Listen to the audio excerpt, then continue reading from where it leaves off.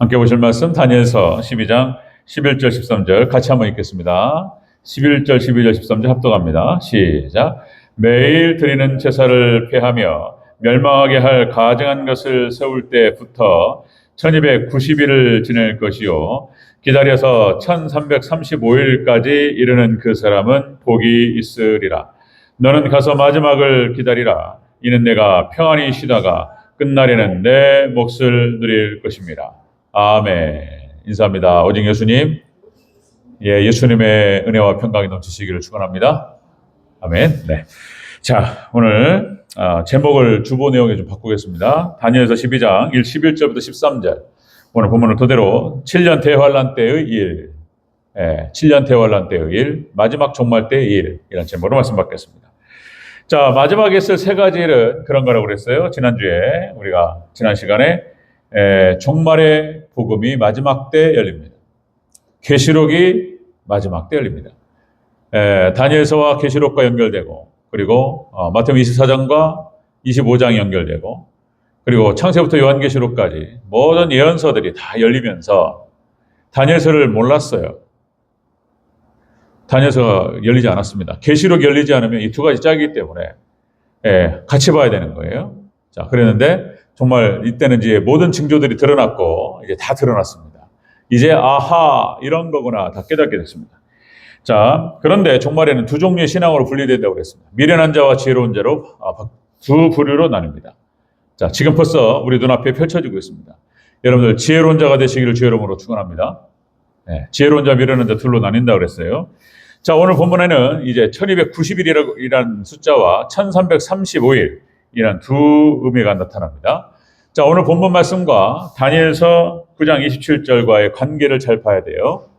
자, 이런 거 풀어가는 것이 정말로 이게 이 다니엘서 어렵습니다. 다니엘서 9장 27절. 자, 그가 장차 많은 사람과 더불어 한 일해 동안 언약을 굳게 맺고 그가 일의 절반의 제사와 예물을 금할 것이며 또 포악하여 가증한 것이 날개를 의지하여 설 것이며 또 이미 정한 종말까지 진노가 황폐하게 하는 자에게 쏟아지리라 하였느니라. 다니엘서 9장 27절 이것과 연관이 됩니다. 자, 먼저 대환란 때 어떤 일이 벌어질지 같이 한번 살펴보도록 하겠습니다. 첫 번째, 자, 최후의 핍박 기간이 있습니다. 대환란 기간도 나뉩니다. 1290일과 1335일입니다. 자, 우리 다시 한번 11절, 12절 다시 한번 읽겠습니다. 11절, 12절 시작. 매일 드리는 제사를 폐하며 멸망하게 할 가증한 것을 세울 때부터 1290일을 지낼 것이요 기다려서 1335일까지 이르는 그 사람은 복이 있으리라. 아멘. 이게 도대체 무엇일까? 이게 이제 원어를 뜯어가면서 사실상 칠판에다가 자세히 기록하고 도표를 그려야 돼요. 그런데 대략적으로 설명합니다. 자, 대략적인 것도 이런 거구나 이렇게 받으시면 됩니다. 자, 여기에서 일의 절반이라는 표현합니다. 절반. 이 절반이라고 하는 것은 7년에서 3년 반 가운데라는 뜻이 있어요. 이 절반 하치라는 말인데 원어가 하치의 해석 문제가 이게 종말론에 있어서 엄청난 화제였습니다. 이슈였어요. 하치를 어떻게 볼 것인가? 그러니까 전 3년 반 해가지고 정확하게 반절로 나눌 것인가? 아니라는 거예요. 이 하치라는 뜻은 중간, 절반이라는 뜻도 있는데요. 또 다른 뜻이 있는데 이게 무슨 뜻이냐면 불특정한 어떤 시점을 얘기합니다. 이 하치가. 그러니까 여러분들 어떤 시점에 적그리스도가 나타나서 이제 7년 대환란이 진행되는데 거기에서 적그리스도가 어떤 시점에 나타난다는 거예요. 절반에 그러니까 전 3년 반이 지나고 이게 아니고 7년 대환란이 시작된 다음에 어떤 시점, 그러니까 초반부로 보는 거예요. 그때부터 1290일을 지날 것이요. 그 다음에 1335일까지, 그죠? 자, 여기까지 이르는 사람은 그 사람은 복이 있다. 이렇게 기록되고 있습니다. 자, 그러니까 여기서 그걸 생각하시면 되는 거예요. 1260일, 자, 전 3년 반, 그 다음에 42달, 1260일 이렇게 표현되죠? 1260일이 있는데 1290일이 있다는 거예요. 오늘 본문에 나타납니다. 자, 그러니까, 자, 7년 대환란이 시작되고 어떤 시점 초반, 7년 대환란 초반부로 보는 거예요. 자, 그때부터 1290일을 지나면서 그 다음에 1335일까지. 자, 여기서 이제 45일이라고 하는 숫자가 나타납니다. 자, 그러니까 여기서 최악의 핍박 기간으로 보는 거예요. 그리스도. 자, 대환란 때 일어날 주요 사건들을 그냥 요약해 정리해 드립니다. 대환란 때, 7년 대환란 때 어떤 일이 벌어질 것인가? 첫 번째, 자, 여러분들 적그리스도가 나타납니다. 적그리스도가 나타나서 이제 출현합니다. 자, 여기에 대해서 데살로니가 후서 2장 3절 4절에서 하나님의 사도 바울을 통해서 말씀하십니다. 자, 먼저 배교하는 일이 있고 저 불법의 사람 곧 멸망의 아들이 나타나기 전에는 그날이 이르지 아니하리니 자기를 높이고 하나님의 성전에 앉아 자기를 하나님으로 내세우느니라. 적그리스도가, 자, 우리는 이제 모든 개혁주의 신학자들이 교황으로 보는 거예요. 그래, 교황 적그리스도라고 붙여서 읽습니다. 지금은. 자, 그래서 이게 나타나서 자기를 하나님이라고 얘기하고 적그리스도가 이제 출현하기 시작합니다. 대환란 때 벌어질 첫 번째 적그리스도가 나타나고요. 두 번째, 매일 드리는 제사를 폐지합니다. 예배를 못 드리게 합니다. 적그리스도가. 자, 우리가 이제 코로나 때 한번 이제 경험을 했어요. 국가에서 정책적으로 이제 어떤 그 폭우가 내려와요. 예배를 모이지 말라. 이런 일이 벌어집니다. 이걸 어기면 불법이 되는 거예요. 예배를 못 드리게 합니다. 자, 7년 대환란 때. 두 번째, 제사와 제물을 금지합니다. 그러니까 이제 예배를 못 드리게 하고 제물도 못 드리게 하고 모이지를 못하게 해요. 예배를 못 드리게 합니다. 그래서 이제 지하로 들어가요. 자, 가정에서 드립니다. 가정에서 숨어서 드립니다. 대환란 때 이런 일이 벌어집니다. 말씀을 못 듣습니다. 그때가 되면 여러분들 많은 것들을 깨달으시기를 주의 이름으로 축원합니다. 마지막 종말 때 하나님께서, 그러니까 적그리스도가 역사하기 시작하고 이제 모일 수가 없고 성도들이 함께 교회에 못 모입니다. 그러니까 가정에서, 자, 우리 박종 장로님 가정에서는 잘 하실 것 같아. 예, 그래서 이제 가정별로 예배를 드립니다. 이제 지하로 들어갑니다. 이런 일이 벌어져요. 그 다음에 여러분들, 자, 아까 말씀드렸듯이 1290일이 지나고 1335일까지 45일에 최악의 핍박 기간이 진행됩니다. 이때에 주중인과 여러 사람들이 순교를 당할 것입니다. 자, 이런 일이 벌어져요. 엄청난 일이 벌어집니다. 자, 그 다음에 이제 휴거됩니다. 환란이 다 끝나기 전에 하나님 그날을 감하시고 성도들이 들려 올라갑니다. 마태복음 24장 21절 22절 이렇게 나오죠. 이는 그때 큰 환란이 있겠습니다. 창세로부터 지금까지 이런 환란이 없었고 후에도 없으리라. 그날을 감하지 아니하시면 모든 육체가 구원을 얻지 못할 것이나 그가 택하신 자들을 위하여 그날을 감하시리라. 그러니까 엄청난 핍박이 진행되는데 하나님께서 그날을 줄여주시겠다는 거예요. 약속입니다. 그리고 성도들은 이제 끝까지 믿음을 지킨 성도들은 휴거됩니다. 공중에서 주님 만납니다. 자, 그 다음에 이제 대환란이 종식됩니다. 예수님께서 재림하시는 거예요. 자, 대환란 때 있을 일. 자, 휴거와 함께 예수님 재림하십니다. 두 번째, 대환란 때 일어날 일. 두 번째는, 자, 여기 1335일까지 이르는 사람은 복이 있다고 그랬어요. 자, 다시 한번 읽습니다. 12절. 다시 읽습니다. 시작. 기다려서 1335일까지 이르는 그 사람은 복이 있으리라. 대환란 때 하나님께서 흔들어 보시고 시험하시는 겁니다. 그러니까 다시요. 춘향이 흔들어 보죠. 자, 구조가 똑같다고 그랬어요. 우리나라 여러 가지 그 민족성 안에 성경과 합치되는 그런 역사들이 많아요. 우리 한국 문화가 대단한 거예요. 이거 뜯어보면 또 뜯어볼수록 여러분들 한국에는 어마어마한 이야기가 있고 콘텐츠가 있습니다. 세계를 갖다가 다 지배할 만한 그런 내용들이에요. 두고 보세요. 이제 한국이에요, 한국. 자, 여러분들 보세요. 자, 그러니까 여기 1335일까지 이르는 사람 복이 있다. 이게 무슨 말이냐면 끝까지 견디는 자는 복이 있으리라. 끝까지 견디는 자는 구원받게 될 줄로 믿습니다. 끝까지 가는 거예요. 목숨 걸고 죽으면 죽으리라. 이런 각오예요. 자, 그리고 나는 죽으면 천국 간다. 이런 각오로 견디는 것입니다. 자, 그러니까 아까 말씀드렸듯이 1290일과 1335일 그 사이에 45일 정도 시간이 있어요. 그러니까 최악의 핍박 기간이라고 보는 거예요. 근데 거기 끝까지 1335일까지 견디는 자는 복이 있으리라, 구원이 있으리라, 이런 말씀이에요. 자, 그리고 난 다음에 보니까 믿음의 선진들의 삶의 형태가 다 끝까지 견디는 신앙이었어요. 그리고 보니까 여러분 에녹 보세요. 에녹이 65세에 무두셀을 낳고 300년을 하나님과 동행하였다, 이렇게 나오죠. 그리고 죽음을 보지 않고 올라갔다, 이렇게 기록되고 있습니다. 자, 보세요. 그러니까 에녹이 얼마나 어려웠을까. 그러니까 하나님께서 무두셀라 이 아들이 죽을 때에 종말이 온다, 하나님 심판하신다는 말씀을 들었고 이거를 바라봤다는 거예요. 그리고 에녹은 전도하면서 사람들이 회개할 것을 얘기하면서 끝까지 견뎠어요. 손가락질 당하면서 이상한 놈이다, 미친 놈이다, 별말 다 들었을 겁니다. 자, 여러분들 이런 거예요, 종말 신앙은.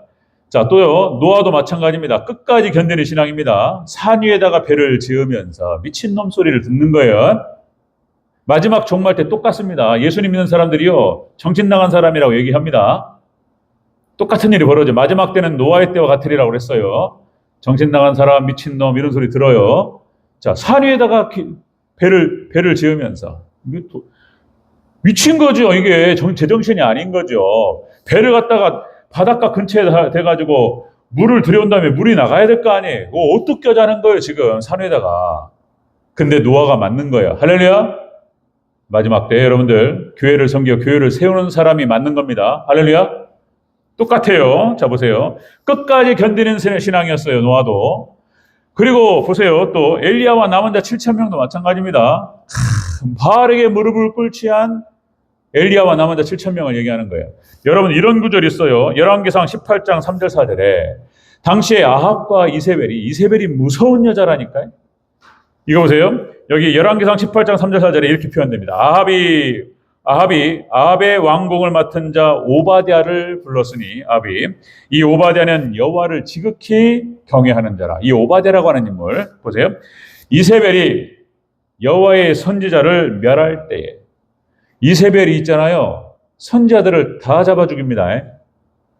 가두고 죽이고 순교. 그러니까 그때 당시 이스라엘에 남아있던 선지자들이 많이 죽었어요. 이세벨의 손에 의해서. 그랬는데 이 오바댜가 이렇게 표현돼요. 오바댜가 선지자 100명을 50명씩 나눠가지고 굴에 숨기고 떡과 물을 먹였더라, 이런 기록이 나옵니다. 오바댜가. 그러니까 궁전 맡은 자였어요. 하나님을 경외하는 자였습니다. 하나님께 오바댜를 통해서 선지자들 100명을 하나님께서 지키셨어요. 그런데 그 선지자들도 결국은 죽어요. 엘리야와 남은 자 7,000명, 그죠? 끝까지 견디는 신앙이었습니다. 여러분들 끝까지 견디는 신앙으로 이기시기를 주의 이름으로 축원합니다. 자, 여러분들 엘리야와 남은 자 7,000명도 마찬가지였고, 그 다음에 초대교회도 마찬가지인 거예요. 초대교회 신앙도 마찬가지입니다. 자, 마가복음 13장 13절, 너희가 내 이름으로 말미암아 모든 사람의 미움을 받을 것이나 끝까지 견디는 자는 구원을 받으리라. 예수님께서 말씀하셨어요. 자, 여러분들 초대교회가 역시 박해를 받으니까 뿔뿔이 흩어졌습니다. 그리고 철저하게 기도하면서 전도했습니다. 그러니까 초대교회도 종말 신앙이었고 끝까지 견디는 신앙이었어요. 사도들이 순교당하고 이런 일이 벌어졌어요. 그러나 기도하는 것과 전도하는 것을 쉬지 않았습니다. 여러분들 믿음의 선진들의 패턴을 보면은 성경상에 다 똑같았어요. 마지막 때 똑같은 일이 벌어집니다. 마지막 때 끝까지 견디는 신앙으로 승리하는 저와 여러분 되시기를 주의 이름으로 축원합니다. 자, 마지막 때 있을 일, 7년 환란 때 있을 일은, 자, 1290일과 1335일 극도의 최악의 핍박이 있습니다. 핍박이 있고, 그 다음에 여러분들 끝까지 견디는 자는 하나님께서 구원받을 줄로 믿습니다. 끝까지 견디는 자. 그런데 이 끝까지 견디는 것이 그냥 견디는 게 아니고 하나님께서 함께 하시고 우리를 구원하실 것을 바라보면서 소망하면서 우리가 이길 줄로 믿습니다. 소망이 중요한 거예요. 아까도 박정 장로님 소망 찬양 막 부르셨잖아요. 소망입니다. 자, 보세요. 자, 세 번째. 자, 7년 대환란 때 있을 일. 끝날에는 내 몫을 누리리라. 다니엘에게 하시는 말씀이지만 우리 믿음의 백성들에게 하시는 말씀인 줄로 믿습니다. 끝날에는 내 몫을 누리라. 이 말은 예수님 재림하실 날 천국의 복을 받는다는 거예요. 자, 우리 13절 다시 한번 읽겠습니다. 13절 시작. 너는 가서 마지막을 기다리라. 이는 내가 평안히 쉬다가 끝날에는 내 몫을 누릴 것임이라. 아멘. 믿음의 백성들 끝까지 믿음을 지키며 그렇게 해서 이기는 자들은 여러분들 우리의 몫을 천국에서 누리게 될 줄로 믿습니다. 그 말인 거예요, 지금. 천국, 예수님 재림하실 천국을 누리게 된다. 자, 또 성경상에서 계속 반복하고 있습니다. 강조합니다. 여러분들 7대 절기, 3대 절기 얘기하죠? 유월절과 그 다음에 오순절과 초막절, 3대 절기. 자, 초막절은 추수감사절입니다. 익은 곡식을 거두는 절기예요. 이스라엘에게 가장 기쁜 날인 거예요. 이날에는 막 다 이웃과 함께 나눕니다. 이날이 바로 그죠? 익은 곡식을 거두어서 풍요롭고 그리고 익은 곡식을 곳간에다가 드리는 날입니다. 이 말은 이것은 예수님 재림하셔서 우리를 추수하신다는 그런 의미를 갖고 있는 거예요. 자, 그러니까 이스라엘의 7대 절기에 다 흔적이 남아 있어요. 예수님께서 초림하시고 재림하시는 그날까지 쫙 기록됩니다. 7대 절기. 뭐 여러 번 반복해서 여러분들 이사야서 11장. 이사야서 구조가 성경 구조와 똑같다고 그랬습니다. 자, 하나님께 선지자를 통해 이렇게 말씀하셨어요. 이사야 11장 9절. 나의 거룩한 산 모든 곳에는 해됨도 없고 상함도 없을 것이며 이는 물이 바다 덮음같이 여호와를 아는 지식이 세상에 충만할 것입니다. 물이 바다 덮음같이 하나님께서 역사하셔서 이제 하나님의 나라 천년왕국이 임합니다. 할렐루야. 그거를 이사야를 통해서 이렇게 말씀하셨던 거예요. 새 하늘과 새 땅을 말씀하셨어요. 자, 성경 구조와 똑같다고 했습니다. 마지막 보세요. 이사야서 65장 17절 25절. 새 하늘과 새 땅을 강조합니다. 자, 보라 내가 새 하늘과 새 땅을 창조하나니 이전 것은 기억되거나 마음에 생각나지 아니할 것이라. 그러니까 이 땅에서 우리가 누렸던 것들은 비교도 할 수 없는 어마어마한 것이 새 하늘과 새 땅 천년왕국에서 벌어집니다. 거기를 들어가면 예전에 이 땅에서 아팠고 힘들었고 고생했던 것들은 생각나지 않을 줄로 믿습니다. 깨끗이 잊어버려요. 마치 글쎄 이런 뜻일까? 정말 하나님께 싹 지워주실까? 아니면은 이 뜻이 마치 어머니가 아이를 잉태해서 10달을 고생하다가 아이를 출산하잖아요. 아이 얼굴을 딱 보는 순간 너무 이쁘니까 그 고생했던 거 싹 잊어버려요. 그런 뜻일까? 후자 뜻이 더 가까울 것 같아요. 그러니까 너무나 기가 막힌 일들이 벌어지니까 예전에 고생했던 것도 싹 잃어버리고 다 보상받고 우리는 기뻐하면서 하나님 찬양하게 될 줄로 믿습니다. 새 하늘과 새 땅. 그죠? 거기는 이런 것입니다. 이리와 양이 함께 먹을 것이며 사자가 소처럼 짚을 먹을 것이며 뱀이 흙을 양식으로 삼을 것이니 나의 성산에는 해함도 없겠고 상함도 없으리라 여호와의 말씀이니라. 아멘. 새 하늘과 새 땅에 들어가면 이제는 죄악이 없고 거기에는 하나님께 지배하시고 통치하시는 거룩한 곳, 천년왕국, 이제 영원 천국으로 들어가게 될 줄로 믿습니다. 여기에 대해서 또 여러분들 하박국 2장 14절 선지자들이 다 얘기했어요. 보세요. 2장 14절. 대저 물이 바다 덮음같이 여호와의 영광을 인정하는 것이 세상에 가득하리라. 물이 바다 덮음같이 우리 부흥찬양 있잖아요. 여호와를 인정하는 것이 세상에 가득하리라. 시편 110편 있잖아요. 시편 110편이 기가 막힌 지혜예요, 이게 또. 자, 시편 내용 진행할 때 다 나눴는데 시편 110편이 왕 대관식 때 쓰여진 부르는 찬양이에요. 시편 110편. 새벽 이슬 같은 주의 청년들이 나옵니다. 이게 뭐를 상징하냐면 종말 때 승리한 교회의 모습을 나타내는 거예요. 종말 때. 시편 110편이 보세요. 자, 메시아이시고 대관식 왕이 됐음을 알리는 그런 시예요. 그런 찬양입니다. 이때 거룩한 옷을 입고 새벽 이슬 같은 주의 청년들이 나옵니다. 하나님의 백성들이. 두 번째, 그리고 즐거이 헌신합니다. 즐거이 헌신합니다. 세 번째, 그리고 주 앞에 나갑니다. 혼인잔치에 들어갑니다. 할렐루야. 자, 승리한 교회는 이렇게 될 줄로 믿습니다. 자, 이걸 누린다는 거예요.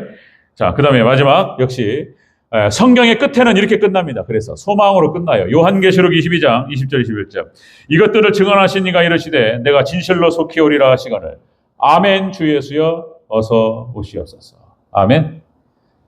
제 사무실 들어갈 때 여기 현판에 딱 그렇게 제가 붙여놨어요. 사무실 입구에 제 사택 입구 딱 들어가면 아멘 주 예수여 어서 오시옵소서. 제가 이제 늘 생각하려고 정말 신앙 아멘 주 예수여 어서 오시옵소서. 예수님 오시는 그날 우리는 천국으로 입성하게 될 줄로 믿습니다. 마지막 때 이런 일이 벌어진다. 7년 대환란 때 여러분들 어려움이 있습니다. 그리고 최악의 우리를 흔드는 그런 환란이 있습니다. 그러나 여러분들 마지막 승리의 그날을 바라보면서 끝까지 여러분들 그날까지 잘 견디는, 끝까지 견디는 그런 신앙이 되시기를 주의 이름으로 축원합니다. 이걸로 끝나는 거예요. 다니엘서가. 이 축복으로 끝납니다. 내 몫을 누리리라. 할렐루야. 이 은혜가 우리 성도님들에게 있으시기를 주의 이름으로 축원합니다. 아멘.